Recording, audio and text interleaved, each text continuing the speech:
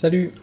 Aujourd'hui on va faire donc notre vidéo qui vous est dédiée à vous. C'est la vidéo où je vais répondre à vos commentaires et où on va faire une revue de photos.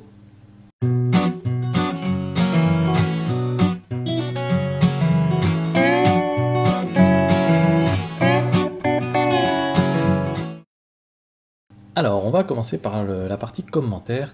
Dans la vidéo sur le Canon EOS 7D Mark II qui est sorti, qui a été annoncé à Photokina, j'avais parlé un petit peu des ISO élevés et j'avais expliqué en gros que j'étais un petit peu sceptique sur l'annonce de Canon qui disait que le capteur du 7D Mark II était un nouveau capteur, alors qu'il fait 20,2 mégapixels, exactement comme celui du 70D, que c'est un dual pixel, un capteur qui avec cette technologie, pardon, dual pixel, exactement comme celui du 70D, et que il sort finalement assez peu de temps après le 70D, et Canon ne sont pas réputés non plus pour sortir des nouveaux capteurs tous les 3 mois.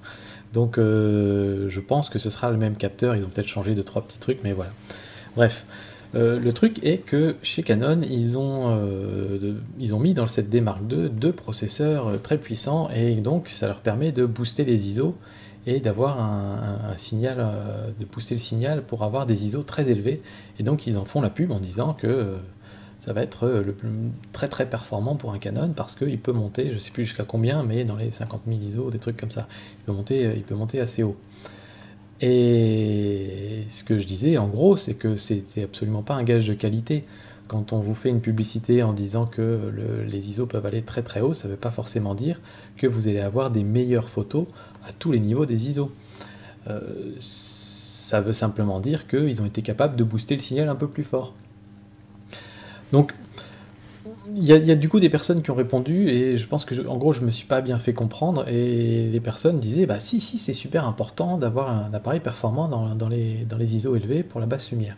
Oui, je suis tout à fait d'accord, c'est important d'avoir un appareil qui a pas une photo dégueulasse à 800 ISO, encore que ça dépend du type de photo que vous faites, mais quand vous faites des photos en basse lumière, évidemment, c'est bien de pouvoir savoir qu'on peut compter sur du 1600, 3600 ISO, voire 6400 ISO, vous pouvez avoir des photos encore potables.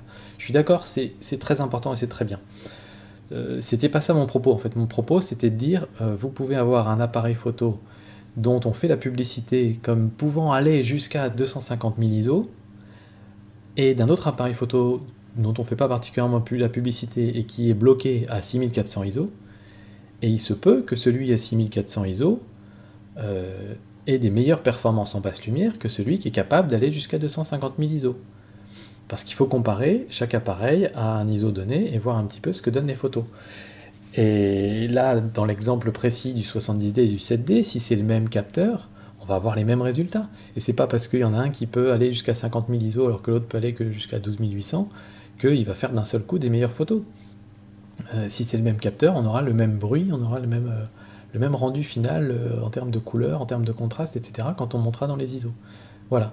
Donc c'était un petit peu ça mon propos. Je voulais juste dire que pour moi, les ISO élevés, ça devient un argument de vente comme le sont ou l'ont été pendant un moment les mégapixels, et qui pour moi est un petit peu erroné, un peu faussé. Et voilà, quand on voit un appareil photo qui est intégré dans un portable, un smartphone Nokia qui fait 41 mégapixels, on ne peut pas dire qu'il va faire des meilleures photos ou des photos avec un meilleur piqué qu'un réflexe qui a un bon objectif et qui fait que 12 mégapixels. Le réflexe qui a un bon objectif à 12 mégapixels fera des meilleures photos avec un meilleur piqué que votre Nokia qui a un 41 mégapixels. Voilà, parce qu'il y a beaucoup d'autres choses qui rentrent en compte que uniquement le nombre de mégapixels. Et ben c'est un petit peu pareil pour les ISO, c'est pas l'ISO maximum qui compte. D'autant qu'il y a des appareils qui se comportent différemment dans leur montée en ISO. Il y en a certains, par exemple, qui vont être excellents jusqu'à 1600 ISO, qui aura quasiment aucun bruit, aucun grain, et qui à 3200 vont fortement se dégrader, et 6400 seront inutilisables. Il y en a d'autres qui, à partir de 800 ISO, vont commencer à montrer un petit peu de grain. À 6600, ils en auront un petit peu, à 1600, ils en auront un petit peu plus, 3200 un petit peu plus, et à 6400 encore un peu plus, mais ce sera encore tout à fait utilisable. Et pour avoir l'équivalent du 6400 de l'autre, il faudra peut-être monter jusqu'à 25 600. Donc ça dépend vraiment de chaque appareil, de chaque technologie de capteur, et on ne peut pas se baser uniquement sur un chiffre qui surtout est mis en gros sur les trucs de vente. comme étant un gage de qualité. Voilà, c'était juste mon petit avis sur la question. Bref, aujourd'hui, nous allons voir vos photos. Alors, je vais faire un petit point tout de suite. Vous êtes 23 à m'avoir envoyé des photos. Beaucoup m'en ont envoyé plusieurs. Si vous aviez été 3 ou 4, j'aurais pu en regarder plusieurs chacun. Mais à 23, je vais en regarder qu'une seule par personne. Et pour la suite, on fera comme ça si jamais il doit y avoir d'autres épisodes de ce type-là. Parce que ce sera déjà beaucoup, et je peux vous le dire, vu que c'est la 3e fois que je tourne cette vidéo, parce que j'ai eu des problèmes de capture encore, avec ma saleté de logiciel de capture, ce que je vais faire, c'est que je vais couper la capture plusieurs fois, et donc il y aura des petites transitions vite fait, mais pour vous, ce sera comme si c'était d'un seul tenant. Mais moi, ça me permettra au moins à chaque fois d'avoir ma vidéo enregistrée, parce que le problème, c'est quand on fait des captures trop longues, c'est là que ça marche pas. Bref, c'est pas votre problème. Tout ça pour dire que vous êtes pas mal à m'avoir envoyé des trucs et vous m'envoyez toujours un petit texte en disant je t'envoie ces photos pour ta critique. Et j'aime pas trop le terme critique parce que pour moi, une critique c'est quand quelqu'un se pose en tant que spécialiste et qui va donner un avis avec un côté un petit peu je suis supérieur, je suis spécialiste, je sais un petit peu mieux que vous donc je vais vous expliquer ce qui est bien, ce qui est pas bien, etc. Et j'ai vraiment pas la prétention d'être spécialiste. Je pense qu'il y a les 3/4 d'entre vous qui faites des photos au moins aussi bien que les miens, voire mieux. Et puis les autres qui débutent et qui de toute façon ne vont faire que progresser. Donc il y a aucun problème là-dessus. Et du coup, voilà, j'aime pas trop ce côté dire tu fais des critiques photos. Et donc je pense plutôt dire qu'on va faire des revues de photos. Je vais voir vos photos et vous donner mon avis là-dessus. Et puis peut-être glisser quelques conseils au passage, mais après c'est des conseils très personnels, basés sur ma façon de voir vos photos, et qui sera peut-être complètement différent de la façon de voir de quelqu'un d'autre. Et du coup le corollaire de tout ça, c'est que l'idée c'est pas de vous descendre ou de dire ah cette photo elle est vraiment nulle, ou elle est moche, ou la mise au point elle est pourrie, voilà. L'idée c'est vraiment pas de vous descendre ou de vous casser du sucre sur le dos, l'idée c'est au contraire de voir les aspects positifs, parce que dans chaque photo il y a des aspects positifs et des choses, on peut voir qu'il y a des choses qui ont été intégrées et tout ça, et puis il y a des ressentis aussi par rapport à des photos, et du coup voilà, l'idée c'est qu'on va essayer d'être un petit peu constructif plutôt que de dire que tel truc c'est naze et tel truc c'est magnifique, quoi, voilà.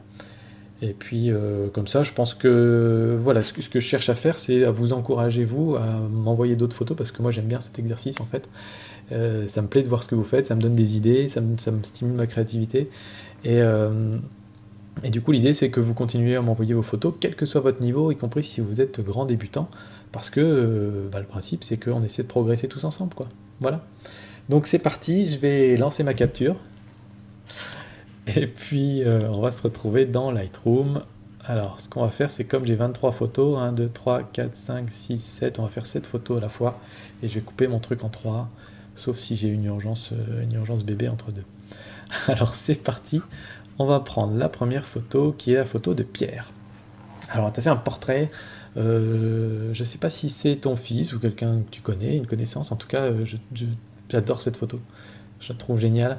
Il a une gueule, il a une attitude extra. On a vraiment l'impression qu'au moment où tu prends la photo, ben il est pas trop content, il fronce les sourcils, il regarde en coin. Voilà, je trouve ça vraiment très chouette. Il y a de la vie dans cette photo, c'est cool. Alors, on voit qu'il a mordillé le bout de sa paille, enfin voilà. En termes de retouches, et de couleurs et tout ça, le noir et blanc c'est parfait. La zone de flou en arrière-plan c'est impeccable aussi, parce que du coup on se concentre vraiment sur ses yeux et sur voilà. C'est un homme, donc on t'a laissé tout le grain de peau, les petits grains de beauté, etc. Donc c'est parfait aussi parce que ça donne du caractère, ça donne du chien, enfin c'est chouette. Donc vraiment il n'y a pas grand chose à dire là-dessus. Je vois que tu utilises 50 mm f1.8, que tu as utilisé à f2.8, c'est très bien, parce que le f1.8 on a souvent tendance à l'utiliser à f1.8 justement, et pour des portraits serrés comme ça c'est vraiment trop court, on aurait eu trop peu de choses nettes.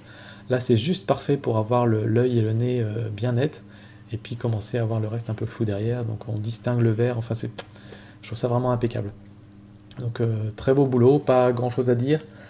Si je devais chipoter un truc, je dirais que l'œil ici il me paraît un peu blanc, très fortement blanc. Je sais pas si tu retouches un petit peu les yeux, mais éventuellement, moi je prendrais peut-être une petite brosse et baisser un petit peu l'exposition de l'œil ici, pour que ce soit peut-être un petit peu moins, que ça saute un petit peu moins aux yeux justement. Voilà, c'est éventuellement tout ce que je retoucherai parce que tout le reste je trouve que c'est très bien. Ensuite on a la photo de Olivier. Alors là on a une photo de paysage assez particulière, il y a pas mal de choses dans cette photo. On a un lac avec des réflexions, on a un coucher de soleil, on a des oiseaux, on a un paysage de brume, on a des arbres dans le lac, on a un premier plan. Alors, globalement, je trouve que la photo marche bien, parce qu'il n'y a pas, comment dire, c'est pas trop fouillis, malgré le fait qu'il y ait beaucoup d'éléments. C'est-à-dire qu'il y a, probablement, c'est la lumière qui joue là-dessus, la lumière du soir, qui est assez douce, avec notamment les nuages qui vont diffuser un petit peu toute cette lumière. Et les arbres, dans les arbres par exemple, il n'y a pas trop de contraste, on n'a pas des feuilles qui reflètent la lumière qui sont très blanches et des trucs très sombres et tout ça. Donc ça passe bien. T'as mis l'horizon au centre, ce qui marche plutôt bien quand on a des reflets en général.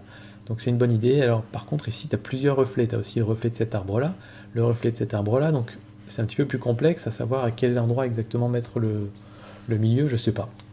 Mais je trouve que ça marche bien comme ça. À la limite, j'aurais peut-être aimé moi voir un peu plus du paysage derrière, parce que je t'avoue que ça a l'air assez joli. Je sais pas, alors là on dirait qu'il y a des voitures, tu les as cachées derrière l'arbre, donc c'est peut-être une bonne technique. Mais avec la brume et tout, ça a l'air vraiment joli. Donc, je sais pas, en fait, tu aurais dû, je pense, plonger dans l'eau, aller scier cet arbre et le ramener sur la berge et prendre la photo sans cet arbre. Voilà, ça aurait été bien. Non? Bon. Je sais pas, juste une idée comme ça. Non, blague à part, ça me paraît très bien. J'aime beaucoup la retouche que tu as faite avec la couleur un peu jaune, un peu plus chaude, qui donne l'impression qu'on est vraiment plus au moment du coucher du soleil, ou d'un lever de soleil. Hein. Mais c'est un jaune pas trop orangé, tu vois, pas trop fort, qui fait qu'on a plus l'impression d'être en hiver, je pense, un truc comme ça. Donc voilà, c'est très bien. Au niveau retouche, j'aurais pas grand chose à faire. Peut-être se débarrasser un peu de cet arbre-là. J'aurais peut-être un petit recadrage comme ça. Tu vois, un truc comme ça, parce que je trouve qu'il gênait un petit peu, mais puis si on peut tout le reste, c'est très bien. Si, peut-être ici, là-bas, t'as le pylône électrique, là, ça c'est les genres de choses, petits détails, ça coûte pas cher à enlever, surtout qu'il est sur un fond assez uni. Donc ça, tu peux l'enlever.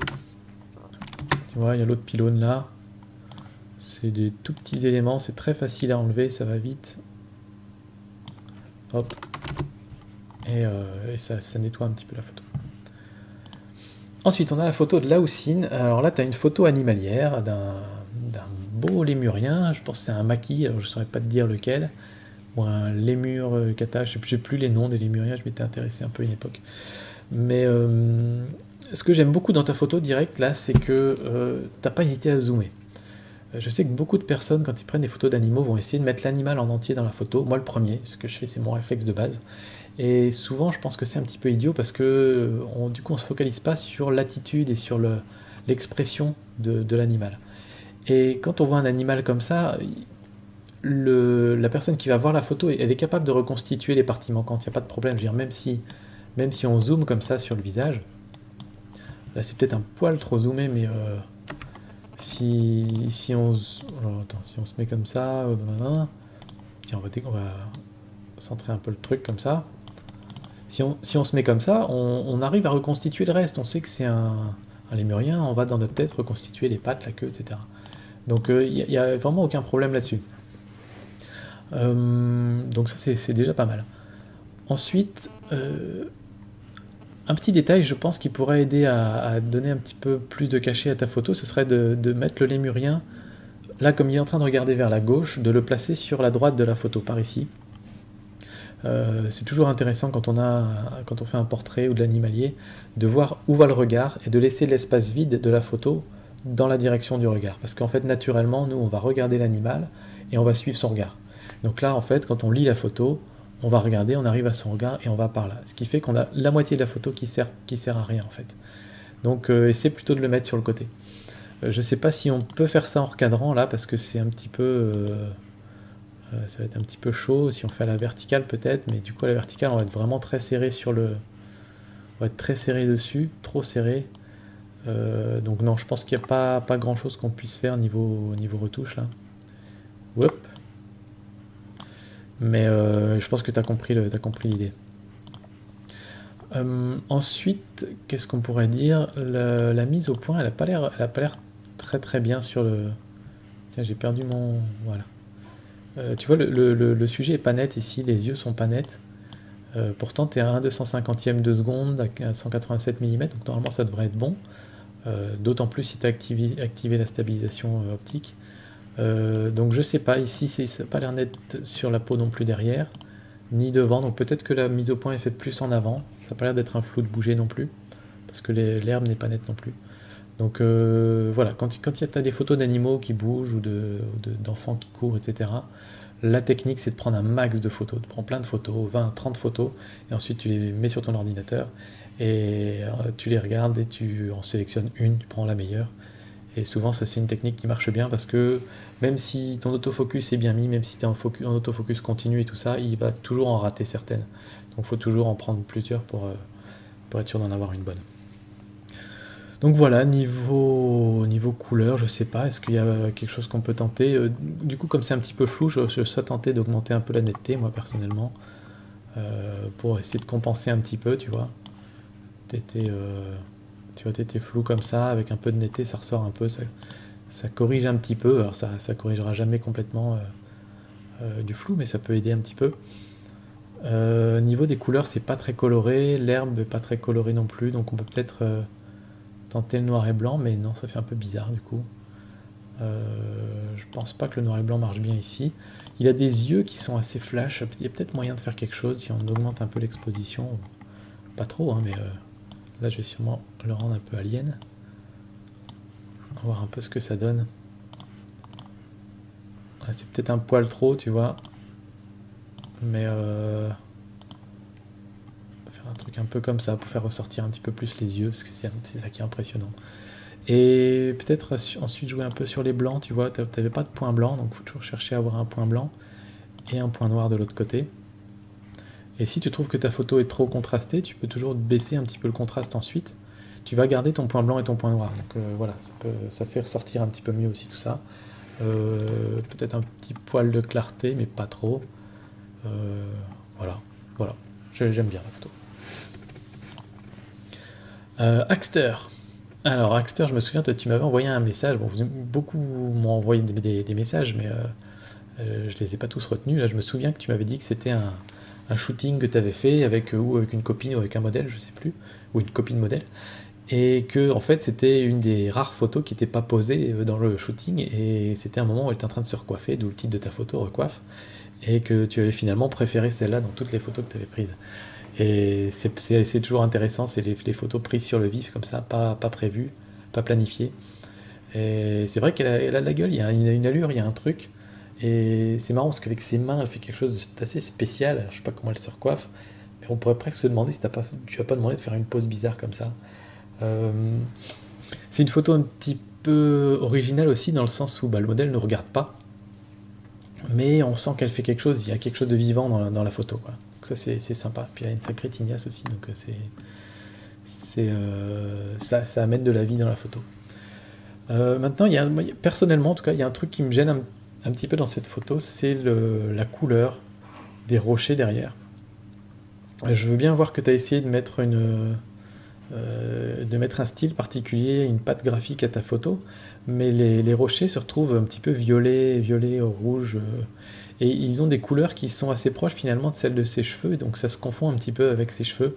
J'aurais peut-être plutôt préféré que tu aies des couleurs plus vers le jaune ou un petit peu plus terne, pour que ton sujet, ton modèle ressorte plus.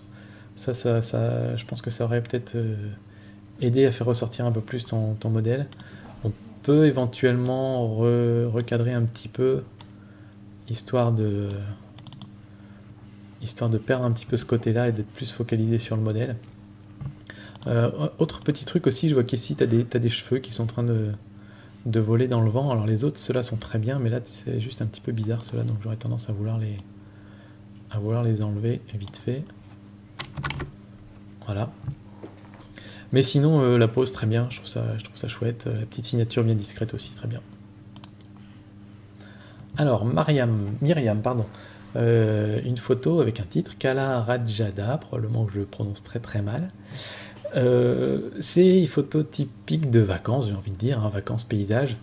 Et alors j'aime bien, mais il y a quelques petits trucs que j'aimerais dire là-dessus, parce que je pense qu'il y a pas mal.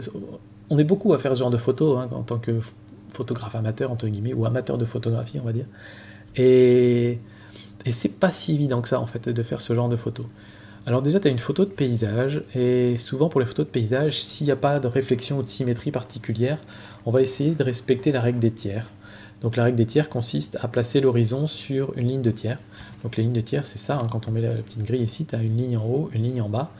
Et en gros, si tu mets l'horizon sur la ligne de tiers du haut, ça veut dire que tu vas privilégier donc les deux tiers de la photo du dessous, c'est-à-dire que tu vas privilégier le paysage. Si tu mets ton horizon sur la ligne du bas, tu vas privilégier le ciel.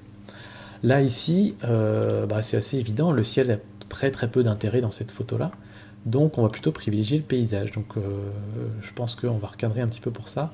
Et ce que je te propose aussi, c'est que comme tu as une photo de paysage, on peut la mettre en 16/9, en général ça rend bien. Donc voilà, je vais la mettre en 16/9 déjà. Et là, notre horizon, il n'est pas encore tout à fait sur la ligne de tiers. Alors, tu n'es pas obligé d'être pile dessus, hein, ça peut être un peu au-dessus, un peu en dessous, etc. Mais ça, c'est pour donner un petit peu une idée. Là, ici, c'est toujours intéressant quand on recadre une photo de voir qu'on ne perd pas d'éléments importants. Là, ça ne me paraît pas indispensable tout ça, donc on peut les supprimer. Voilà, et là, ça me paraît plus équilibré. On voit bien que le sujet, c'est la mer, sa couleur, le petit bateau, et ça donne juste du cadre. Pour finir sur ton ciel, il a l'air un petit peu voilé, un petit peu presque pollué en fait, parce qu'il y a un bleu un peu terne. Donc je pense qu'il faut faire quelque chose. À mon avis, un petit filtre gradué, ça pourrait être bien. On va pas jouer directement sur les couleurs, parce que si tu joues sur le bleu, tu vas aussi influencer le bleu de la mer. Donc j'aurais tendance à prendre un petit filtre comme ça. Et ce qu'on va faire, c'est qu'on va probablement booster un peu la saturation. Et ça va faire... hop là, ça va faire directement ressortir le bleu du ciel, voilà. Donc là, on a un ciel un peu plus bleu. Et tout de suite, on se sent plus en été, en vacances. Ensuite, quoi d'autre? Quand on regarde ici, c'est assez net au bout. Donc tu as une photo de paysage qui se tient bien, c'est net du premier plan jusqu'au bout. Je vois que tu as utilisé f16, donc tu n'as pas pris de risque. Et comme tu as 55 mm, tu as bien fait de fermer fortement, parce qu'à 55 mm, on a une profondeur de champ un peu réduite. Donc si on veut quand même tout avoir net, on a intérêt à fermer pas mal. Après, comme c'est une photo de paysage et que tu ne te centres pas sur un détail en particulier, je t'invite à essayer peut-être des focales plus courtes, à essayer à 18 mm. Donc tu te rapproches un petit peu, tu reprends la même photo à 18 mm, ça t'aurait peut-être permis d'inclure de la mer sur le côté et d'inclure l'endroit où ici ton avancée, elle se termine dans la mer. Pour ouvrir un petit peu la photo, ça aurait peut-être été pas mal. Voilà, c'est juste un petit conseil que tu pourrais essayer. Le tag ici, je t'avoue que je suis pas fan.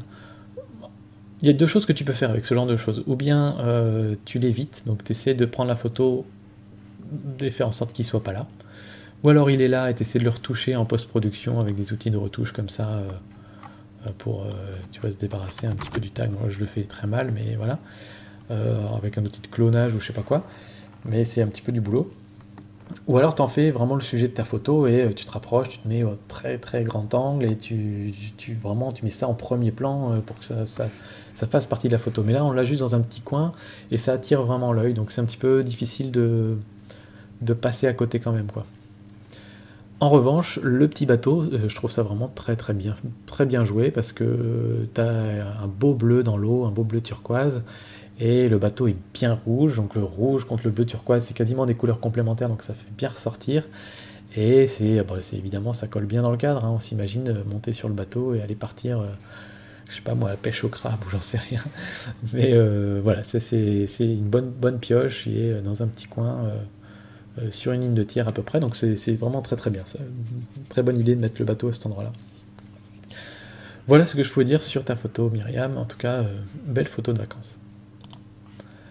Sylvain, waouh. Voilà, tu as fait une photo de la Voie lactée magnifique. Tu es probablement dans un endroit où il n'y a pas beaucoup de pollution lumineuse, parce que je vois qu'il y a des montagnes. C'est d'ailleurs ce que j'apprécie beaucoup dans ta photo, c'est que tu as ici un premier plan qui contextualise un petit peu. C'est pas juste la Voie lactée, c'est la Voie lactée à la montagne, donc on t'imagine, je sais pas moi, juste en dehors de ta tente, en train de dormir à flanc de montagne, peut-être au bord d'un petit lac, enfin voilà. Ça donne envie de partir randonner tout de suite, quoi. J'aime beaucoup aussi le fait que tu aies ici une grande montagne qui fait une diagonale comme ça. Et cette diagonale, elle est perpendiculaire à la Voie lactée. Et du coup, ça te crée une sorte de triangle dans ta photo et ça donne de la force à ta photo. Et donc c'est vraiment bien vu. Je sais pas si c'est fait volontairement ou pas, mais en tout cas, ça rend bien. Tu as une traînée d'avion ici. Ça, tu peux pas vraiment faire autrement, tu choisis pas, hein. Tu as ici même une petite traînée de satellite, on dirait. Et une autre traînée d'avion en bas, là.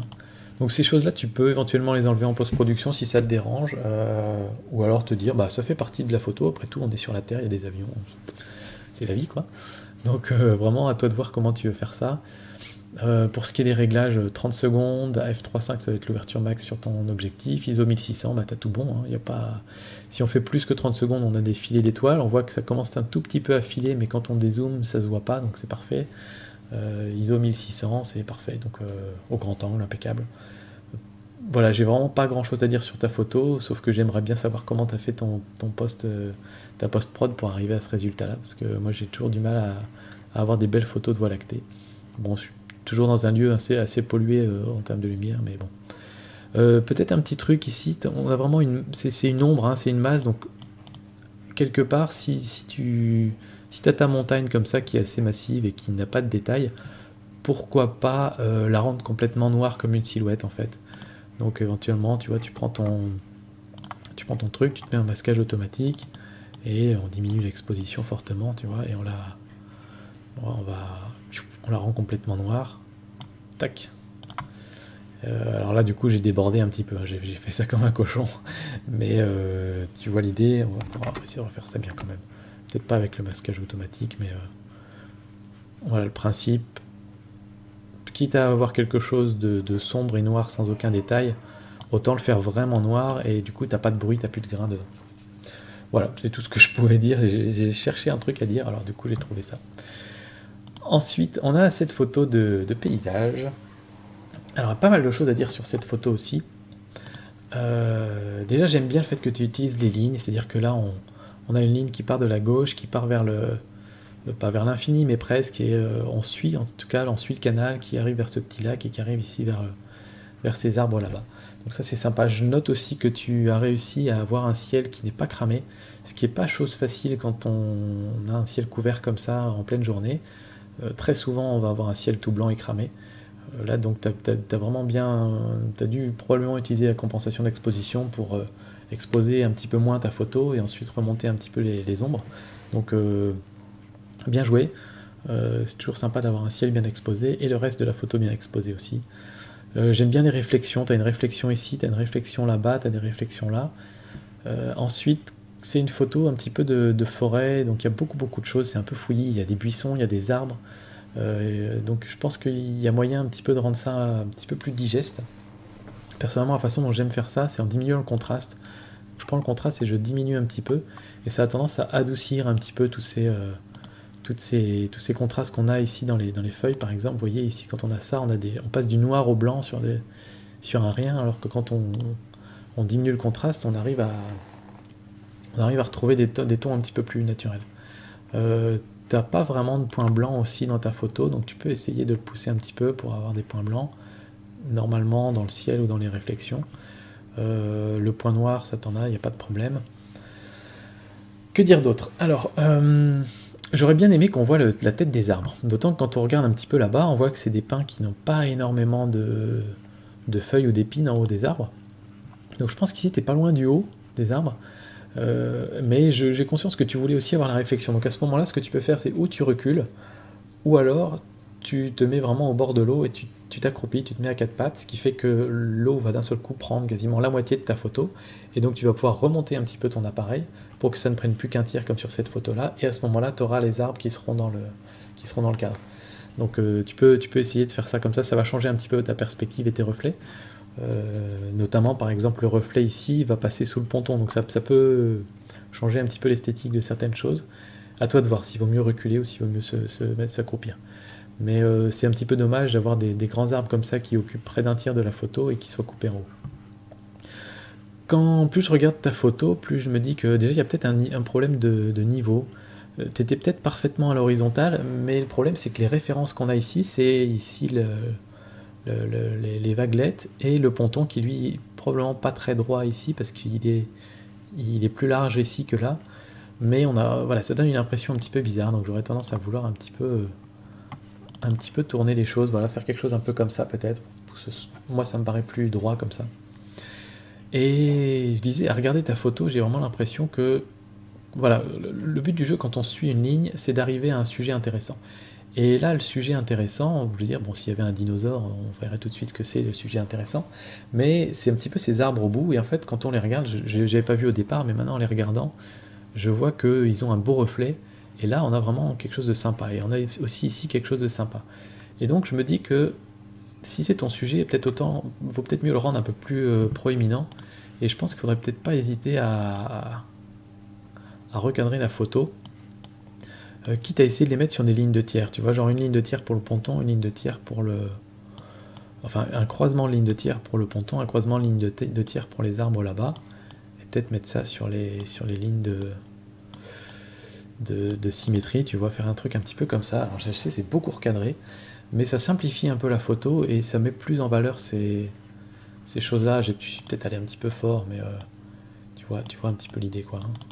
Tu vois, je pense que si on fait quelque chose comme ça, on a toujours notre ligne comme ça, mais on est peut-être plus focalisé sur le sujet de la photo. Voilà, moi personnellement, j'aime bien comme ça. Tu me diras ce que t'en penses. Donc la photo de Nino, alors cette photo elle est assez intéressante parce que quand je l'ai vue dans un premier temps, j'ai eu un petit peu mes réflexes de photographe de paysage entre guillemets, à me dire mais il n'y a pas mis le ciel dans sa photo, il n'y a pas d'horizon, c'est un petit peu difficile de voir un petit peu. Et en fait, à bien y regarder, je trouve que c'est mieux comme ça. Alors pourquoi c'est mieux comme ça? Parce qu'en fait, tu as ici comment dire, un schéma qui se répète, c'est-à-dire que tu as des petites collines de toutes les couleurs, ocre, orange, rose, marron, noir, avec des petites teintes de mousse vert jaune là-bas. Et c'est un motif qui se répète comme ça à droite à gauche, on a l'impression qu'il y a quelqu'un qui a posé ces trucs-là comme ça. Et on a l'impression que ça se fait à l'infini, vu que justement tu as coupé en haut et qu'il n'y a pas d'horizon, on a l'impression que ça se fait comme ça sur des dizaines de kilomètres. Et du coup, en fait, j'aime bien ça dans cette photo. J'aime bien aussi le fait qu'il y a le petit minibus qui est là-bas et qui est en train de partir sur la route. Et on a l'impression qu'il est lui aussi parti pour faire 100 km dans ces paysages un peu lunaires. Et voilà, donc c'est en fait un côté que j'aime bien sur ta photo. Donc bien joué. Un beau contre-plongé, et ça donne une belle impression. Ton premier plan, je suis pas sûr qu'il apporte grand-chose, et notamment il casse un petit peu cette idée d'avoir quelque chose qui se répète à l'infini, parce que du coup il est flou par rapport au fait que, alors que tout le reste est net. Peut-être aussi parce que ta photo est prise à f1.8, je suis pas sûr que c'était nécessaire, parce que je vois que tu es à 1/4 millième de seconde, je pense que tu aurais peut-être mieux fait de fermer un petit peu ton objectif pour avoir un meilleur piqué.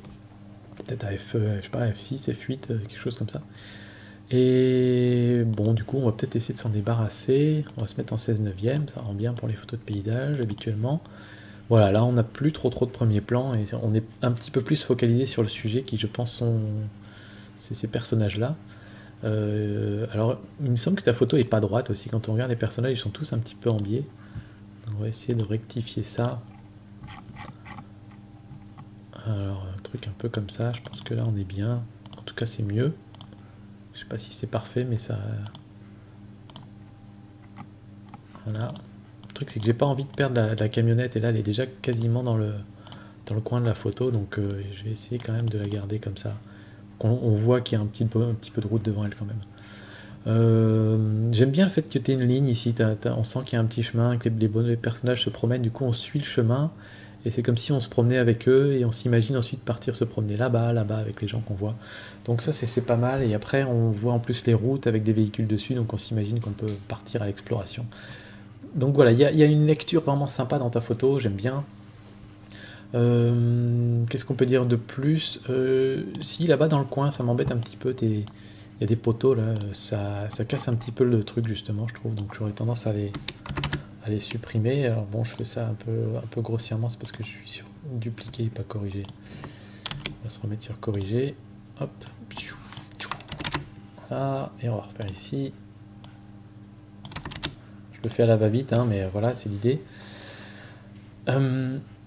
je pense qu'on peut booster un petit peu les couleurs là-dessus.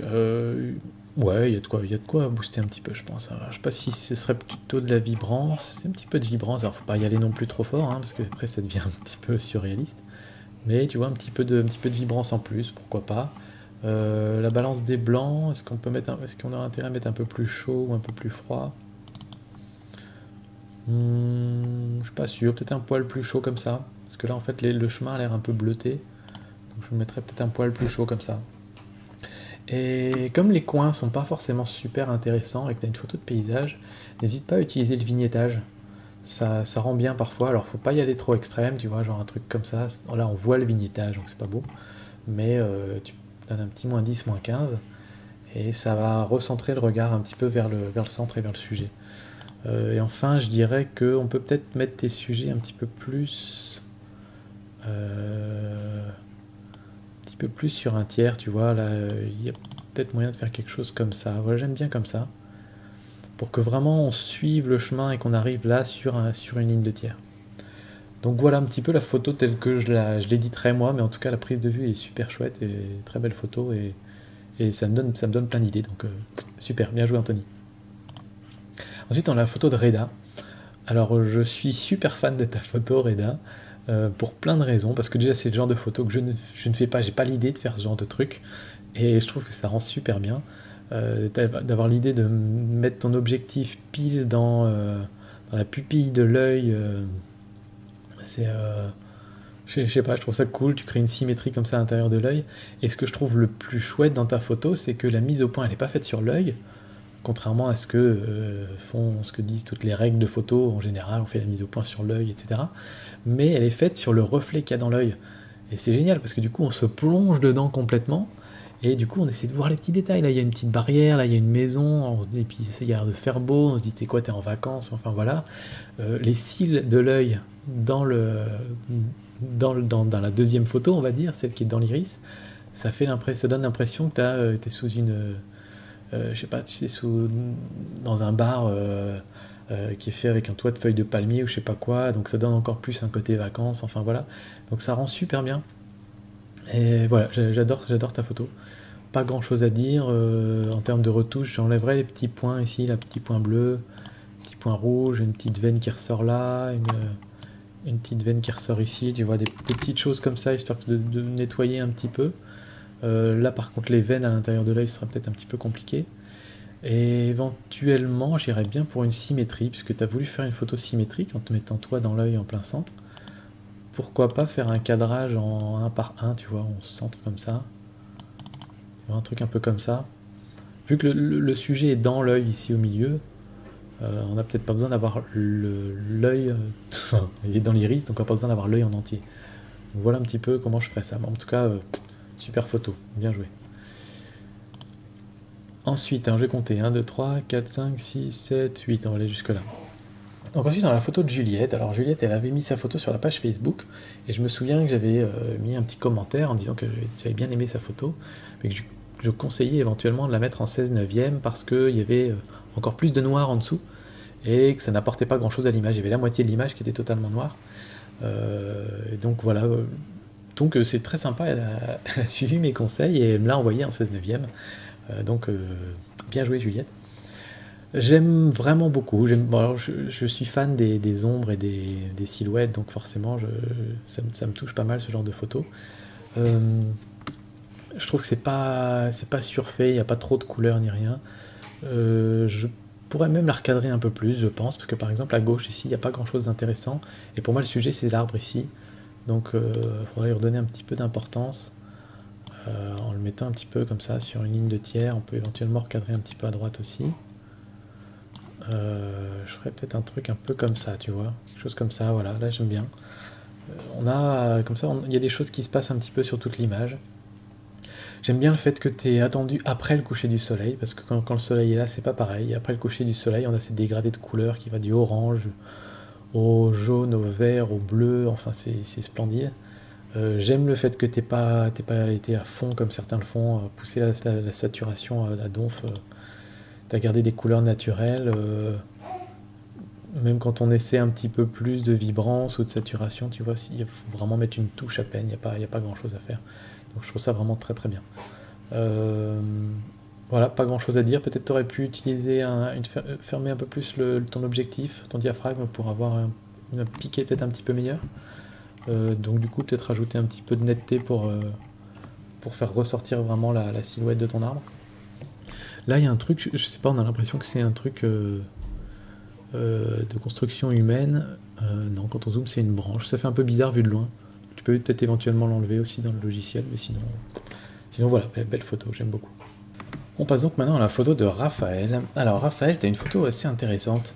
La première chose qui me frappe à propos de cette photo, c'est les différentes couleurs, mais enfin, c'est tout plein de tons qui sont dans les mêmes couleurs, dans les oranges, marrons un petit peu. On a le bois du bateau, on a le mât du bateau, on a les tuiles, on a la terre ici qui sépare un petit peu, je sais pas si ce sont des salines ou des bassins qui servent à quelque chose.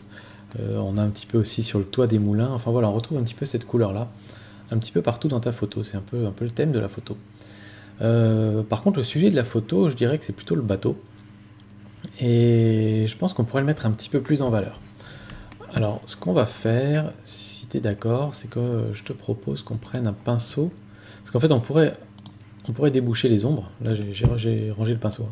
Mais si on débouche les ombres, on va mettre en valeur le bateau, mais on va aussi déboucher des ombres ici, là, des endroits où on n'a pas vraiment envie. Donc, je pense que c'est mieux de prendre le pinceau et on va faire la même chose. On va prendre le truc des ombres. On le débouche comme ça, et on va peindre au-dessus de notre bateau comme ça, tu vois, comme il ressort d'un coup, juste sur le bois comme ça. Hop, on peut faire le mât aussi.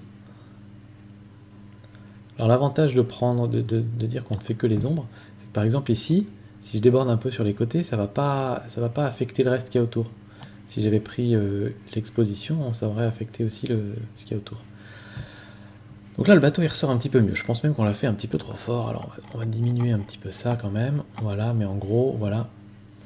On avait ça, et maintenant on a ça. Donc on a le bateau qui ressort un petit peu plus. Maintenant, je t'avoue que, idéalement, j'aurais bien aimé que le bateau soit un petit peu plus haut, notamment la coque du bateau. Tiens, pendant qu'on y est, on peut peut-être déboucher un petit peu les ombres aussi sur le côté opposé. Voilà. Parce que, pour moi, c'est vraiment là qu'il y a de la texture, il y a des...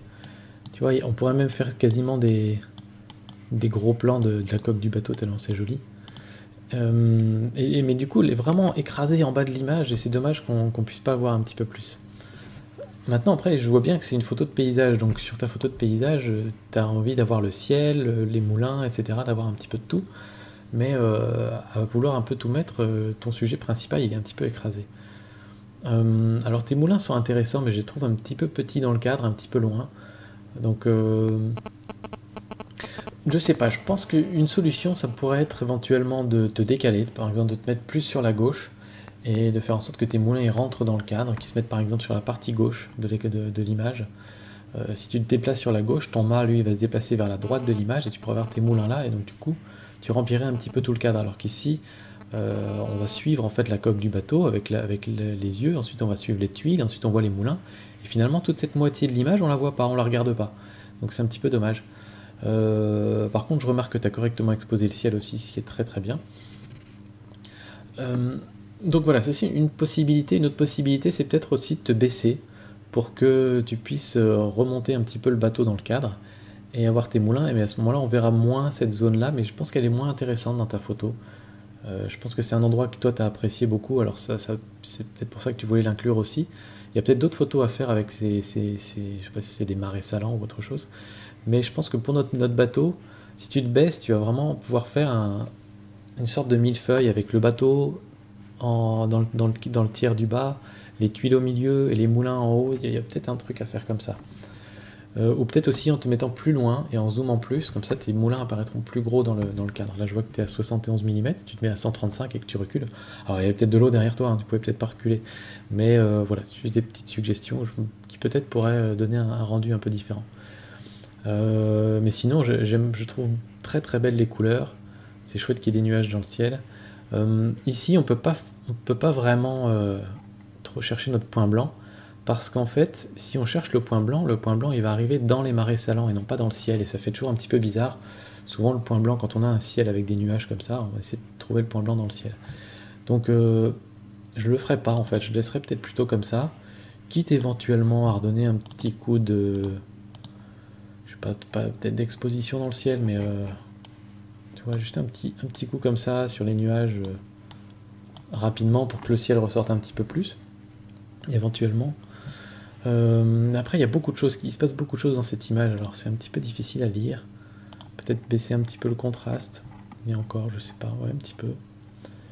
Voilà à peu près ce que je ferais sur cette image. Peut-être le noir et blanc, alors bon, c'est un petit peu bizarre parce que depuis tout à l'heure je te dis que c'est la couleur qui importe. Et effectivement, noir et blanc, je trouve que c'est pas très intéressant, on va rester en couleur en fait. Peut-être la balance des blancs. Est-ce qu'on va pas. Pourquoi pas partir complètement dans les tons chauds finalement? Tu vois, en augmentant un petit peu la température comme ça. Ouais, j'aime bien comme ça, moi personnellement. Voilà. Pourquoi pas un petit peu de vignettage? Tu vois, léger comme ça. Voilà, moi je ferais quelque chose un petit peu comme ça. Mais belle photo, belle couleur en tout cas. Et voilà, essaie de faire des compositions un petit peu différentes quand tu trouves un lieu comme ça, parce que c'est clairement un lieu qui a du potentiel. Si, une petite chose aussi, le petit panneau là il m'embête, alors moi je le... Hop, je l'enlève. Quand tu trouves un lieu comme ça, essaie de bouger, changer de position, zoomer, dézoomer pour essayer de faire différentes compositions. Et puis après, devant ton ordinateur, tu regarderas bien celle qui te plaît le plus. On passe ensuite à la photo d'Emeric. Alors Emeric, toi tu m'as pris au pied de la lettre, c'est-à-dire que tu m'as envoyé la toute première photo que tu as fait avec ton réflexe. Donc c'est super, parce que on va pouvoir discuter de pas mal de choses, et des points qui vont intéresser les plus débutants d'entre vous, je pense, et c'est bien, parce qu'il faut bien commencer quelque part. Alors, on a ici, déjà tu commences pas par la photo facile, puisque tu commences par la photo d'un chien en mouvement qui court, donc c'est pas évident de prendre la photo correctement. Première chose qui me saute aux yeux, c'est que je pense que ta photo est sous-exposée. Quand on regarde l'histogramme, on voit qu'ici, l'essentiel de l'information est dans les tons gris, les tons moyens, alors qu'on a énormément de blanc sur la photo. Le truc, c'est que ton appareil photo, quand il va exposer tout seul, il va essayer de faire en sorte que l'exposition soit moyenne, pour que tout soit correctement exposé. Et quand tu as énormément de blanc sur ton image, comme c'est le cas là, ou si par exemple on fait de la photo de neige, il va se dire « Oula, c'est trop blanc, ça doit être surexposé, je vais baisser l'exposition, et je vais la rendre plus grise. » C'est ce qui s'est passé ici. Donc je pense que la première chose à faire quand tu vas dans ton logiciel après, c'est d'augmenter un peu l'exposition pour retrouver un peu de blanc comme ça. On va d'ailleurs augmenter un petit peu les blancs, voilà, pour avoir vraiment du blanc ici sur le bois. Voilà. Et puis on peut diminuer, bon les noirs, il y en a déjà pas mal les noirs. Donc voilà, là on a une exposition qui est correcte et on voit un petit peu plus l'allure de ton chien. Deuxième chose, je dirais, là on a le chien qui se dirige vers nous, il nous fait vraiment face, donc ça peut aller de le mettre au centre, mais généralement on essaie de mettre le sujet un petit peu sur un côté. Moi je le mettrais peut-être plutôt de ce côté-là, parce qu'il semble un petit peu se diriger par là. Voilà, faut pas le mettre trop sur le côté, mais un petit peu comme ça. Ça donne un petit peu de dynamisme à la photo. Donc je recadrerai un petit peu comme ça, et puis plus proche de ton chien, parce que par exemple, tu vois, ton cadrage comme ça, ici il y a beaucoup de choses qui servent pas à grand chose, qui sont un petit peu de la distraction, donc on peut faire comme ça. Je recadrerai un petit peu comme ça. Vous pouvez me recadrer... Non, on va faire comme ça. Voilà. Ça c'est une deuxième chose. Ensuite, troisième chose, la mise au point n'a pas été faite au bon endroit, c'est-à-dire que là tu as essayé de faire la mise au point sur le chien, et la mise au point a été faite sur la porte derrière. Alors c'est extrêmement difficile pour les sujets qui sont en mouvement, il faut utiliser un mode particulier sur l'appareil photo qui est le mode d'autofocus en continu. Chez Canon c'est AI Servo. Et oui, je vois que tu es chez Canon puisque tu as EFS. Donc essaie de te mettre en AI Servo et de rester donc à demi appuyé sur le bouton ou sur le bouton arrière pour que la mise au point se fasse en continu, continuellement sur ton sujet. Donc là par exemple, tu peux te mettre sur les yeux du chien. En général, on essaie de se mettre sur les yeux du sujet, et puis il va faire la mise au point continue, et tu prends des photos. Et là, l'intérêt, il faut essayer de prendre des photos en rafale, comme ça t'en prends plein. Et il y en aura des mauvaises dans le tas, c'est obligé. Par contre, t'en auras aussi probablement une ou deux bonnes, et tu pourras du coup garder celle-là. Si tu prends une seule photo, il y a de fortes chances qu'elle ne soit pas bonne, et donc t'es un petit peu embêté, parce qu'après le moment est passé, le chien est sorti, etc. Ensuite, en termes de lieu, je pense qu'on pourrait tu pourrais essayer de mettre ton chien dans un endroit qui est un petit peu plus joli, c'est-à-dire qu'un chien qui... Un chien qui court dans un jardin, par exemple, ça va faire un fond un petit peu plus harmonieux. Donc si par exemple il y avait de l'herbe derrière ou de la forêt, ça pourrait être sympa. Parce que là il sort bien quelque part. Alors je sais pas si peut-être il sort directement dans la rue, mais je pense pas, il y a peut-être un jardin. Et aussi, autre petite astuce, de te mettre un petit peu plus loin de ton arrière-plan. C'est-à-dire que là, l'arrière-plan, il est juste derrière le chien. Donc même si la mise au point avait été faite sur le chien, l'arrière-plan, on verrait quand même tout à fait que c'est des portes en PVC, etc. Et si tu te mettais ne serait-ce qu'à 2-3 mètres, ce serait beaucoup plus flou. Et du coup, on serait beaucoup plus focalisé sur ton sujet. Ici, tu utilises des paramètres qui sont pas trop mal. C'est-à-dire que tu as ouvert au maximum. Ça c'est très bien, comme ça va flouter pas mal l'arrière-plan et en plus ça te donne pas mal de lumière. Tu t'es mis un 2 millième de seconde, je pense que c'est un petit peu rapide, peut-être pas besoin. Un chien, certes ça court vite, mais je pense qu'un 5 centième de seconde, tu pourrais réussir à figer le mouvement, mais l'idée est bonne de vouloir figer le mouvement comme ça. Et du coup tu gagnerais un petit peu en ISO si tu diminues la vitesse, pour du coup diminuer un peu le bruit, parce que là, il y a pas mal de bruit, que ce soit sur le chien, ici on voit beaucoup de bruit quand même, donc même quand on est dézoomé comme ça. Donc ça c'est... voilà, 1600 ISO ça commence à être beaucoup. Donc essaye peut-être de mettre à un 5 centième, et après tu peux faire des trucs un peu plus créatifs, où tu te mets à un centième, un 2 centième, où tu auras certaines parties de ton chien qui seront nettes, et d'autres parties qui seront en mouvement, qui feront un espèce de petit flot de mouvement, et ça rend pas mal l'idée que le chien est en train de courir.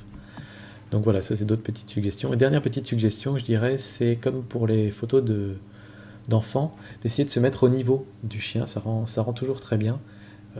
Ça nous, comment dire, ça rend plus empathique, c'est-à-dire qu'on va se ressentir comme si on était un chien qui rencontre un autre chien. Enfin voilà, c'est un petit peu difficile à expliquer, mais essaye, mets-toi accroupi, à genoux, et prends la photo de ce niveau-là, et tu verras que ce sera assez sympa.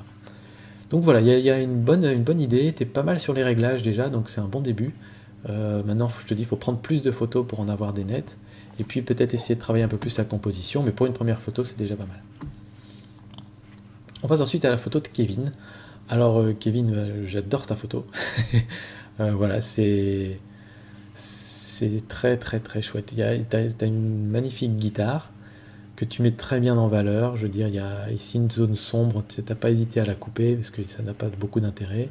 On va suivre les cordes qui partent d'en bas ici, donc quasiment un croisement de ligne de tir qui arrive jusqu'à un autre croisement de ligne de tir. Je veux dire, si on met les lignes de tir ici, on en a un là, un là. Donc on suit vraiment cette diagonale. Donc c'est super. On est sur un sujet où c'est la forme qui importe plus que les couleurs. Donc tu as intérêt à te passer en noir et blanc. Le sujet est très simple, donc tu peux mettre beaucoup de contraste. Ça va pas rendre fouillis ta photo, bien au contraire.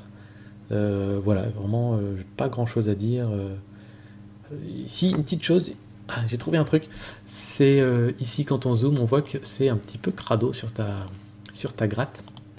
Et bah, ça c'est un petit truc, si tu peux peut-être passer un coup de chiffon juste avant de prendre la photo, parce qu'en post-production c'est pas évident de se débarrasser de ça. On peut essayer peut-être de... Qu'est-ce qu'on va faire? Prendre une brosse, passer dessus comme ça, juste vite fait. Et on va pas augmenter l'exposition, par contre on va diminuer la clarté, ça peut aider. Ouais, ça aide déjà bien de diminuer la clarté. Peut-être diminuer les... Hop là, non, pas du tout. Diminuer le contraste non plus, je pense pas. Les ombres, un petit peu. Peut-être diminuer la netteté. Voilà, un truc comme ça. Donc comme ça répare un petit peu. C'est-à-dire qu'on était où avant? Avant, t'étais comme ça, tu vois. Maintenant, on est comme ça. Mais c'est toujours mieux de faire ça avant la photo. C'est peut-être le seul petit truc que je peux trouver, mais sinon ta photo, elle est top. J'aime beaucoup aussi le fait que tu t'as mis ta guitare dans le même sens et vraiment parallèle aux lattes de la table. C'est top. Vraiment belle photo. Bravo. On a ensuite, combien il reste? 1, 2, 3, 4, 5, 6, 7, 8. On va faire encore ces deux-là. Ces trois-là. On a cette photo-là qui est assez intéressante. C'est une photo de balade pour moi. C'est des photos que j'aime bien faire personnellement en tout cas. Quand on se balade dans un parc, dans la ville, on voit un truc sympa, on s'arrête, on prend des photos. Et ça, voilà. C'est ce type de photo-là que beaucoup d'entre vous font, je suppose, même quand on est en vacances aussi. Alors, dans cette photo-là, je vois que tu as vraiment mis le sujet sur une ligne de tir, donc ça c'est très intéressant, c'est-à-dire que notre regard il va directement aller là. Par contre, le regard va suivre, va aller directement sur les oies, Et ensuite, qu'est-ce qu'il va faire? Il va logiquement essayer de voir où vont les oies, dans quelle direction elles se déplacent et dans quelle direction elles regardent. Donc on va les faire comme ça, et après on va sortir. C'est un petit peu... voilà, on a cette lecture-là de la photo, et après on se dit, bah zut, j'ai rien vu, donc on va regarder dans l'autre sens, mais c'est pas, ça se fait pas naturellement, si tu veux.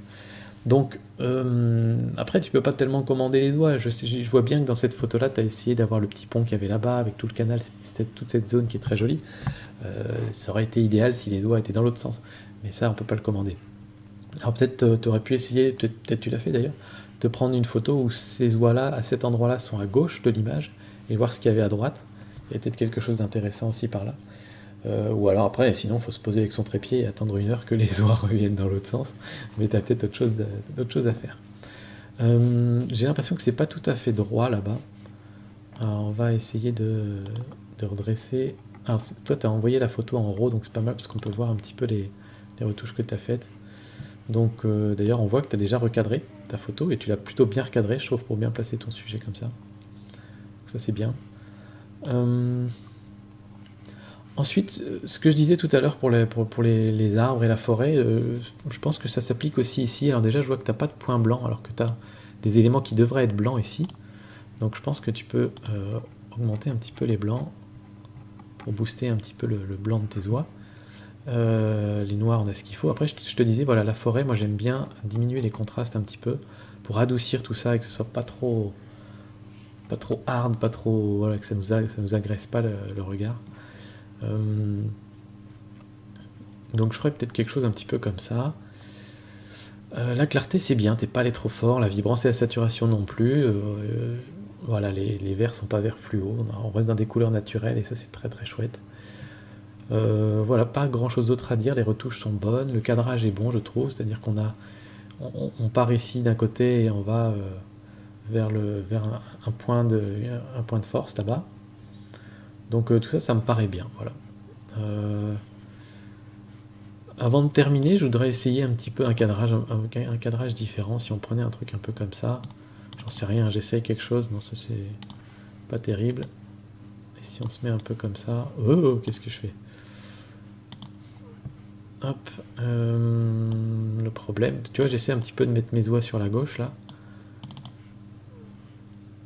Ça fait un truc intéressant quand même, tu vois, mais c'est juste pour donner un petit peu une idée de ce que je te disais, que dans une photo, c'est toujours intéressant de pouvoir suivre la direction des protagonistes ou la direction de leur regard. Et je trouve que c'est pas trop mal là, parce que ça simplifie un petit peu la photo. Alors c'est plus la même photo, c'est plus une photo de paysage, c'est plus une photo d'animaux, mais j'aime bien cette solution-là, je t'avoue. Tu me diras ce que tu en penses. Ensuite, on a la photo de Nicolas. Alors Nicolas, je me souviens que tu m'avais dit que c'était un panorama. Alors déjà, c'est un panorama bien réussi parce qu'on voit pas de jonction un petit peu hasardeuse et donc tu as dû bien utiliser la technique. Donc ça, c'est déjà un très bon point. J'aime beaucoup le fait aussi que tu aies un château qui a finalement des couleurs assez tristes, assez ternes, assez froides, et devant des parterres de fleurs avec des couleurs très très chaudes. Ça fait un beau contraste et ça, c'est vraiment sympa. J'aime bien voilà. C'est un beau cadre.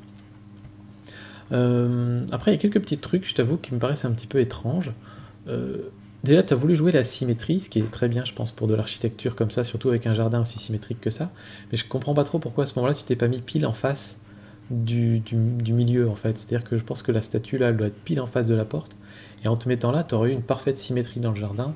Tu aurais eu de l'herbe sur la droite comme de l'herbe sur la gauche. Enfin, ça aurait vraiment créé cette symétrie. Et là, je trouve que c'est un petit peu dommage que c'est un petit peu sur le côté, pas suffisamment sur le côté pour faire un vrai angle, mais juste un petit peu, donc c'est juste un tout petit peu asymétrique en fait. Donc je pense que tu aurais peut-être gagné à essayer de te mettre au milieu, ça aurait peut-être pu donner quelque chose d'intéressant. Et ensuite il y a encore deux choses, il y a le ciel, où là il y a clairement un truc qui s'est passé dans le ciel, il y a eu un problème d'exposition, et le ciel a cramé et tu as essayé de récupérer des détails, et ça c'est difficile à récupérer des détails quand on a un ciel comme ça. Donc je sais pas, qu'est-ce que tu peux faire éventuellement? On peut essayer d'y aller au pinceau. Je sais pas si le masquage va marcher sur les arbres ici. On va essayer vite fait. Je te propose un truc, je sais pas du tout si ça va marcher. On fait comme ça. Et on peut effectivement augmenter l'exposition en fait. Et ce que je te propose, c'est qu'on joue sur la température. Parce que là on a du rose dans le ciel, ce qui est pas normal. On peut même jouer un petit peu sur la teinte pour qu'il n'y ait plus trop de rose. Et ensuite diminuer ça pour qu'on parte dans les bleus. Tu vois, alors on a encore des trucs un peu bizarres, hein, mais on n'a plus cette couleur rose déjà. Donc peut-être que, je sais pas, en augmentant encore un petit peu la luminosité, tu vois, on a un ciel un peu moins bizarre. Alors un petit peu bizarre quand même dans le coin là-bas, mais je sais pas, tu vois, il y a peut-être quelque chose à faire de ce côté-là, c'est peut-être un petit peu moins pire qu'avant. Tu vois, avant t'étais comme ça, maintenant on a un ciel comme ça, c'est peut-être un petit peu moins pire, je pense. Voilà, il y a peut-être moyen de réparer ça comme ça. Autre chose aussi, on voit que tu as des couleurs un peu bizarres dans les arbres. Ici, tu as des couleurs très chaudes en haut, et là, tu as des couleurs un petit peu bizarres. On le retrouve aussi un tout petit peu là. Je sais pas si c'est parce que tu as pris ton panorama, tu as pris des photos comme ça, puis ensuite un as repris comme ça, et tes réglages ont changé entre deux, tu n'étais peut-être pas complètement en manuel. Mais du coup, ça se voit, ça fait un petit peu étrange. Là, pareil, ça va être très difficile de reprendre ça sur la photo. Dernière petite chose peut-être que je ferais, c'est me débarrasser des lampadaires et des poubelles et des choses comme ça. Parce que tu as une photo qui est assez intemporelle en fait, on pourrait presque se dire que c'est une photo qui a été prise il y a 300 ans. Et du coup, bah, à ce moment-là, c'est toujours bien d'essayer d'enlever les anachronismes et les choses qui pourraient ne pas être d'époque en quelque sorte. Donc voilà, je pense que ça pourrait être pas mal comme ça. En tout cas, très beau lieu, très belle photo. Il y a un petit truc qui brille là devant, ça attire toujours l'œil aussi. Je vais l'enlever, hop.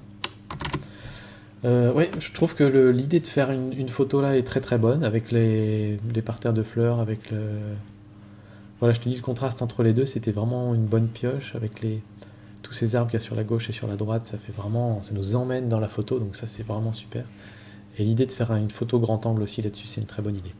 Mais voilà, quelques petits points, je pense que tu peux améliorer pour la prochaine fois. Ensuite, la photo de Tanguy. Alors Tanguy, tu as donné le nom futur à ta photo. Je vais te le dire tout de suite, Tanguy, j'adore ta photo. Je la trouve vraiment très très bien.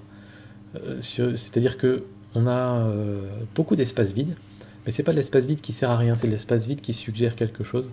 T'as ton avion qui est clairement le sujet de la photo, et l'avion, bah, on imagine qu'il n'a qu'une envie, c'est de décoller pour aller dans le ciel, se balader entre les nuages. C'est un très bel avion que tu mets bien en valeur aussi en boostant un petit peu le jaune, en faisant vraiment ressortir ça.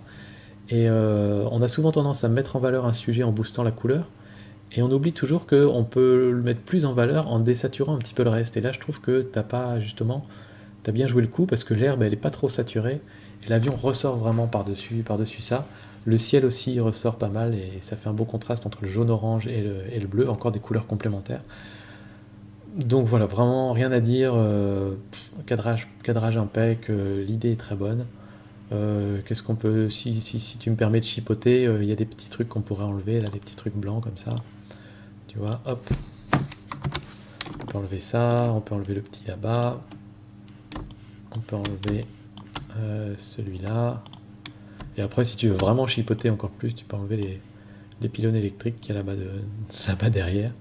Mais voilà, tu vois, c'est plein de tout petits détails pour nettoyer un petit peu la photo, mais je te dis, elle est vraiment super. Voilà, on passe donc maintenant à la photo suivante. Alors, Séverine, ça c'est la photo que tu m'as envoyée. J'ai pas les exis sur cette photo-là, malheureusement. Mais je pense que t'as pas mal fermé ton diaphragme, à mon avis, pour essayer de faire une photo type photo de paysage où tout est à peu près net. Sauf qu'au fond, c'est pas tout à fait net. Donc en fait, c'est un petit peu... comment dire? Je pense qu'il faut y aller à fond. C'est-à-dire où tu fais en sorte que tout soit net. Ce qui n'est pas forcément évident avec un sujet qui est très proche, comme là le cygne. Ou alors, comme ton sujet il est assez gros dans l'image, finalement, c'est le cygne qui semble vraiment clairement le sujet de ta photo, plus que le paysage. À ce moment-là, tu peux aussi ouvrir ton diaphragme en grand, et pour avoir du coup un beau flou d'arrière-plan. Faut juste faire attention de ne pas avoir un flou trop important, ce qui fait qu'on distingue quand même qu'il y a un lac et des arbres, mais en gros, si tu es incité sur un réflexe, tu te mets à F4, F5, un truc comme ça, et ça sera pas mal, quoi. Donc ça, c'est une petite suggestion, je pense. Pas trop jouer d'entre-deux, en fait. Ensuite, je trouve ça chouette que tu te sois arrêté là, parce qu'il y a vraiment pas mal de choses dans cette photo. On a le cygne qui est assez beau, majestueux, posé dans l'herbe. On a tous ces Alors ils sont en couple hein, d'ailleurs, ils sont chacun d'un côté à monter la garde sur leur progéniture. Je sais pas si on appelle ça des cygnons, des cygnons, un truc comme ça, les bébés cygnes, qui sont déjà un peu plus grands maintenant, qui ont tous leur cou complètement tordu. Je pense que ça vaudrait peut-être même le coup de faire une photo particulière sur l'un d'entre eux, peut-être même une photo abstraite, là on a l'impression que c'est des serpents quasiment. Enfin voilà. Ton sujet, il est vraiment au centre, je trouve, de la photo. Je le mettrais peut-être plus sur un côté, je t'avoue. Et t'as beaucoup d'herbe en bas, ça sert peut-être pas à grand chose. Donc on ferait peut-être une coupe un peu comme ça. Quelque chose un peu comme ça, tu vois. On peut peut-être se débarrasser d'un petit bébé cygne. Virtuellement, hein, c'est pas pour du vrai. Et du coup, voilà, là, on a vraiment notre sujet. On rentre dans la photo grâce à lui. Et après, on peut voir un petit peu les autres. Et on se balade un petit peu dans la photo, un petit peu plus comme ça, je trouve. Voilà, et pas beaucoup d'autres choses à dire, je t'avoue, sur ta photo. Le ciel est un petit peu cramé là-bas, je sais pas si on peut récupérer du détail dans les hautes lumières. Si, un petit peu là-bas, tu vois. En diminuant les hautes lumières, on récupère le ciel et on récupère aussi un beau reflet dans l'eau, en fait. Tu vois. Donc ça peut être intéressant. Après, ici, je sais pas si on a intérêt à déboucher les ombres là-dedans. Pas spécialement, en fait. Hein. Par contre, l'image est un petit peu sombre, en fait. On va déboucher un peu les ombres et peut-être augmenter un petit peu l'exposition. Quelque chose comme ça. On va mettre un point blanc parce que tu as des signes, donc il faut au moins avoir du blanc, tu vois, dans le ciel ou sur les signes. D'ailleurs, lui, on peut peut-être l'éclairer un petit peu, tu vois, on prend une petite broche comme ça, petite brosse, pardon, pour l'éclairer un petit peu plus. Pour vraiment le faire ressortir un peu plus à l'avant de la photo. Alors, on va peut-être diminuer un petit peu, mais voilà, faire sortir un peu le sujet comme ça. On va te mettre un petit point noir, comme ça on a un petit peu de noir dans la photo et un petit peu de blanc, c'est toujours bien. Il y a pas mal d'éléments, donc comme d'hab, moi quand c'est comme ça, j'aime diminuer un petit peu le contraste, mais pas trop. Ouais, en fait pas tellement sur celle-là. Quoi d'autre? Je pense pas qu'en noir et blanc ce soit très très intéressant. On peut toujours essayer, hein. Faut jamais dire jamais. Mais je trouve qu'on se perd un petit peu, il y a trop d'éléments pour passer en noir et blanc sur cette photo-là. La clarté, il n'y a pas trop besoin d'en mettre. Peut-être un peu de vibrance pour booster un peu les couleurs. Et je jouerais peut-être sur la balance des blancs. Pas vraiment vers le plus froid, mais peut-être un ton plus chaud. Hein. Pas trop en fait. Peut-être juste un poil plus chaud. Pourquoi pas. Et est-ce qu'il y a besoin de rajouter de la netteté? Peut-être un petit peu, pas trop, parce qu'il y a l'air d'avoir déjà pas mal de netteté. Ça m'a l'air bien. Voilà, là je trouve qu'on a une photo, bah non en fait j'aime pas trop avec la teinte comme ça, je préfère un petit peu plus naturel. Voilà, moi je t'avoue que j'aime bien la photo comme ça, je sais pas ce que t'en penses. La photo de départ pour moi elle était un petit peu trop centrée et voilà, il faut resserrer un petit peu les choses, peut-être une suggestion. Essaie peut-être de te mettre à niveau, de te baisser aussi pour prendre cette photo et surtout de zoomer plus, d'utiliser un plus gros zoom pour isoler ton sujet, et vraiment isoler ton signe dans la photo, et d'avoir moins d'éléments d'arrière-plan qui soient distrayants. Ou alors, si tu veux intégrer ton paysage, ouvre plus grand et fais en sorte que le reste soit flou pour que ton signe ressorte bien. Ensuite, on a la photo d'Hervé, qui s'appelle Vache Grand Fèche. Hervé, j'adore ta photo. Je la trouve géniale. C'est peut-être les Alpes qui me manquent beaucoup, mais je la trouve vraiment top. J'adore le fait que tu aies osé faire un format aussi panoramique que ça. Ça se prête super bien aux montagnes, ça se prête super bien à tes vaches qui sont un peu étalées dans leur champ. Les couleurs sont justes, c'est pas trop saturé ni rien, donc j'ai pas grand chose à dire là-dessus non plus. T'as la lune dans le ciel, c'est génial. Il y a un petit nuage ici, à la limite, tu vois, comme il n'y a rien d'autre dans le ciel que la lune, j'aurais peut-être tendance à vouloir éliminer ce nuage pour que ce soit vraiment propre et qu'on devine vraiment clairement que c'est la lune qu'il y a là. T'as des glaciers, alors je pense qu'il faut quand même qu'on ait un petit peu de blanc dans l'image, tu vois. Il rentre bien blanc, bien pétant. Si on met du noir, là on va vraiment créer du contraste, mais pourquoi pas? On était comment? Comme ça? Je sais pas, là il y a vraiment une question d'ambiance, tu vois, parce que où on part sur la retouche photo de paysage, où on met du contraste, on met de la clarté et tout ça, mais on perd ce côté ambiance. Moi ce que j'aimais bien là en fait, c'est que t'as... on va y aller à fond. T'as ici une ambiance qui me fait un petit peu penser, genre petite maison dans la prairie, le brin d'herbe dans la bouche, tu vois, l'été à la montagne. Et du coup, on va peut-être un peu décontraster tout ça, réchauffer un peu l'image, tu vois, augmenter un peu les hautes lumières, peut-être. Je sais pas si tu vois un petit peu ce que je veux dire. Voilà, faire une ambiance un petit peu vintage, un petit peu le bon vieux temps, avec les vaches, la montagne, le ciel bleu. Voilà, je pense que ça pourrait bien coller à cette photo-là. Mais après, voilà, c'est vraiment une question d'interprétation. Je te dis, j'essaie de m'amuser un petit peu parce que ta photo, elle est déjà top au départ. T'as même mis un petit peu de vignettage autour, c'est très bien. Est-ce qu'en noir et blanc, ça donnerait quelque chose? Peut-être. Ça peut être intéressant en noir et blanc, mais j'avoue que je préférais la version couleur sur celle-là.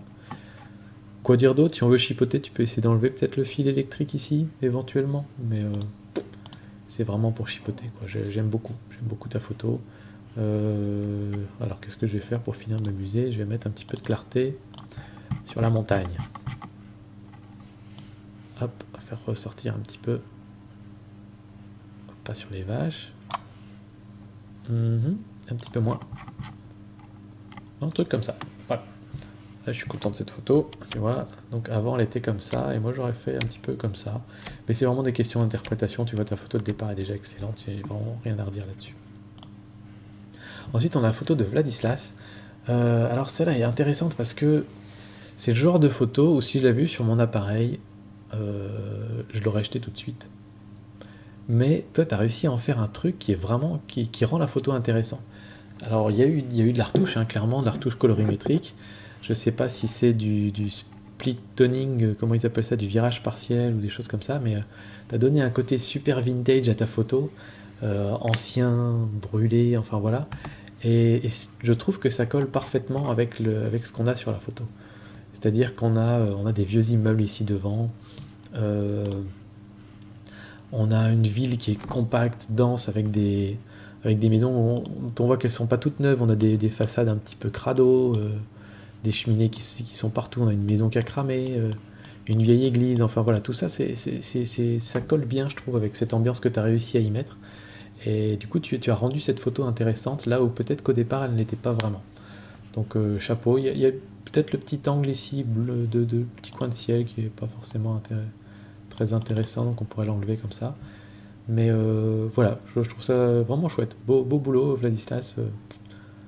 Ouais, très créatif. Très très créatif. Ensuite, on a la photo de Jean-Marc, le rocher de la Sentinelle. Alors, Jean-Marc, tu m'as envoyé cette photo aujourd'hui, parce qu'en fait, tu m'en avais envoyé d'autres au départ, et celle-là, tu m'avais dit que tu voulais pas que je la retouche dans un premier temps, parce que tu me disais, c'est ma préférée, mais je sais qu'elle suit pas complètement les conventions de la photographie, la règle des tiers et compagnie. Mais j'ai envie de dire, si c'est ta préférée, bah, on va la regarder, il n'y a pas de problème. Je sais bien que si tu me l'envoies, c'est que c'est ta préférée. Et peu importe si mon avis est différent du tien, c'est tout à fait subjectif la photo. Et en l'occurrence, je pense qu'il n'est pas tout à fait différent du tien, mon avis, parce que je pense qu'on est dans un cas où effectivement on peut s'affranchir de la règle des tiers, parce qu'on on a un mouvement dans cette photo qui est créé par le rocher. Et donc notre sujet, c'est clairement ici cette construction ici. Et si on respectait la règle des tiers, par exemple, on pourrait faire quelque chose comme ça. Là, on la met vraiment dans un coin. Et là, on perd quelque chose, je trouve, parce que on a plus cet axe qui vient du rocher, on n'a plus ce chemin qui nous emmène jusqu'au petit clocher, et on perd quelque chose sur la photo. Pareil, si on fait la règle des tiers dans l'autre sens, bah on est un petit peu obligé de couper le rocher à droite, on n'a plus cet espace vide, et ça casse un petit peu la dynamique de l'image. Donc quelque part, je trouve que ça colle bien de la mettre au milieu. Alors après, elle n'est pas tout à fait au milieu, et ça, à la limite, ça j'aime un peu moins, je t'avoue. Pour moi, ou tu la mets vraiment sur le côté, règle des tiers et compagnie, ou tu la mets vraiment au milieu. Mais un tout petit poil à côté du milieu, je suis pas trop fan, alors je la recadrerai un petit peu comme ça, tu vois, pour qu'elle soit pile au milieu, et en plus ça nous débarrasse un petit peu du mur qu'il y a sur le côté qui est moins sympa. Et donc là, on a vraiment ces superbes couleurs sur le rocher qui nous amènent là. La première fois que j'ai vu ta photo, j'ai cru que c'était un trompe-l'œil, c'est-à-dire que tu avais pris en photo le rocher, et que loin derrière, il y avait une église et qu'il n'y avait que le petit clocher qui dépassait. Et en fait, ce qui est pas mal, c'est que t'as pas mis... Pareil, un truc qui est pas très conventionnel dans les photos de paysage, on essaie de mettre un élément qui va donner l'échelle de la photo. Là, t'as rien mis, donc on sait pas quelle est la taille de la photo. Il y a ce truc vert, mais on sait pas si c'est des buissons ou un arbre ou je sais pas quoi. Et du coup, moi j'avais vraiment l'impression que c'était un clocher qui était derrière. C'est seulement en regardant de plus près, en zoomant, que je me suis rendu compte que c'était juste une petite chapelle qui était construite en haut du rocher, et qui était en fait posée dessus. J'aime bien la mouette aussi qu'il y a là-haut. Voilà, j'aime bien le fait que là, tu vois, on est vraiment en plein centre. Il y a beaucoup de ciel, on pourrait se dire qu'on pourrait enlever du ciel, mais je pense qu'on perdrait de l'intérêt, notamment aussi parce que, tu vois, si on avait une photo comme ça, on perdrait de l'intérêt parce que pour moi, t'as on a un petit côté spirituel, c'est une petite chapelle avec la croix, etc. Donc on a un beau ciel en plus autour, donc on s'élève, quoi, tu vois, c'est un peu ce côté-là. Donc pour moi, tout ça, ça marche très bien. Je vois vraiment pas grand-chose à redire sur ta photo. Peut-être je déboucherai un petit peu les ombres, je t'avoue. Pas trop, parce que là on avait des trucs vraiment très très sombres.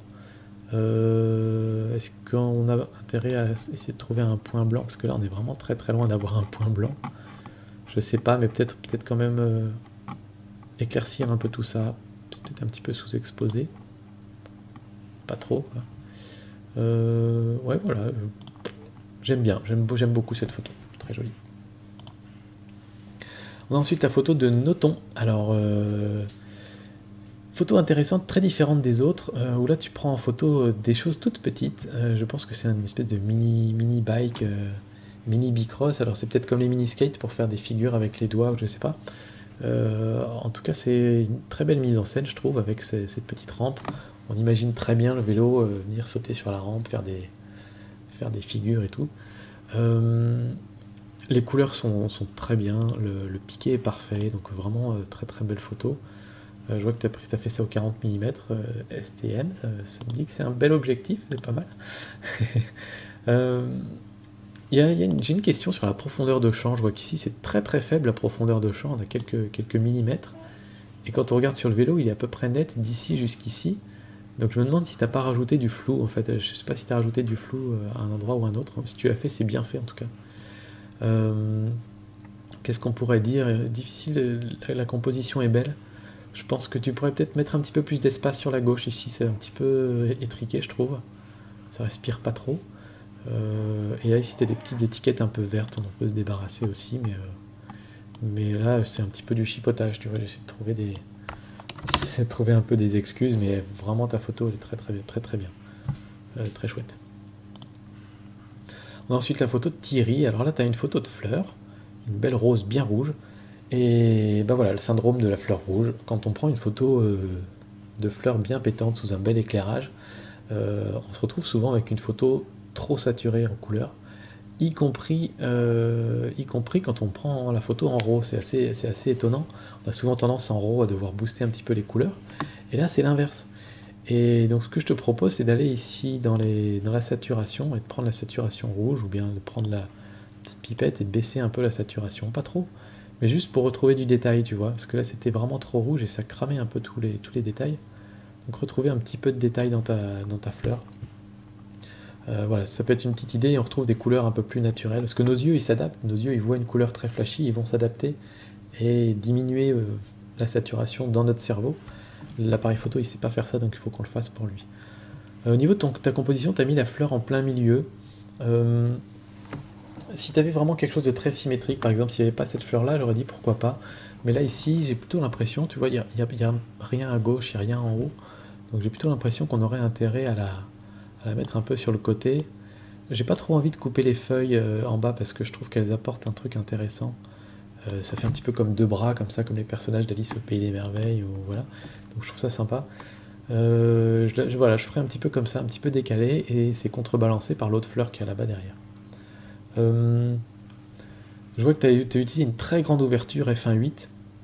C'est un petit peu la tentation quand on a le 50 mm f1.8, c'est de tout shooter à f1.8 tellement ça fait bizarre d'avoir ce flou d'arrière-plan. Mais là je dirais que sur cette photo là c'est peut-être un petit peu trop, parce que tu as des pétales qui sont ici qui sont nets, avec des petites gouttelettes d'ailleurs, c'est assez joli. Mais les pétales derrière sont déjà flous, tu vois, ils sont déjà sortis de la profondeur de champ, de la zone de profondeur de champ. Donc je pense que tu pourrais essayer à f2.8, f3.5, peut-être même f4, d'autant que tu n'as rien à cacher derrière. t'as peut-être tout intérêt à ce qu'on voit un petit peu mieux les pétales de cette fleur-là, même si c'est flou, hein. T'as de l'herbe derrière, je veux dire, c'est pas comme s'il y avait une décharge municipale derrière, là, t'as un bel endroit. Donc montre un petit peu l'endroit qu'il y a derrière, tout en laissant ça flou, mais qu'on puisse deviner ce que c'est pour mettre dans le contexte un petit peu. Ça pourrait être pas mal. Mais sinon, très belle photo de fleurs. On va finir avec la photo de Thomas. Alors, belle photo animalière, je sais pas si c'est un faon, une biche ou quelque chose comme ça. Mais en tout cas, c'est une très très belle photo. Je trouve que tu as fait un bon boulot dans le cadrage parce que là il est entier, il y a pas forcément une expression incroyable sur son visage, donc tu as bien fait de le prendre entier sur ce coup-là. Il y a un beau dessin dans l'oreille, on dirait. Et il a le regard qui part vers la zone qui est plus vite dans l'image, donc ça c'est parfait aussi, comme ça on se met un petit peu à sa place, on se demande où est-ce qu'il est en train de regarder. Donc c'est très très bien. Que dire d'autre? En termes de couleurs, c'est un petit peu fade, mais en même temps, c'est comme ça. Je veux dire, t'as pas intérêt à booster l'herbe parce que c'est pas ça le sujet. Et lui-même a des couleurs assez fades. Donc, c'est le jeu, c'est un peu comme ça. Je sais pas si on booste la. Non, ça va être horrible. Mais je sais pas si lui, on peut lui donner un petit peu plus de couleurs. Je fais vraiment au pif, on va voir un petit peu ce que ça donne, hein.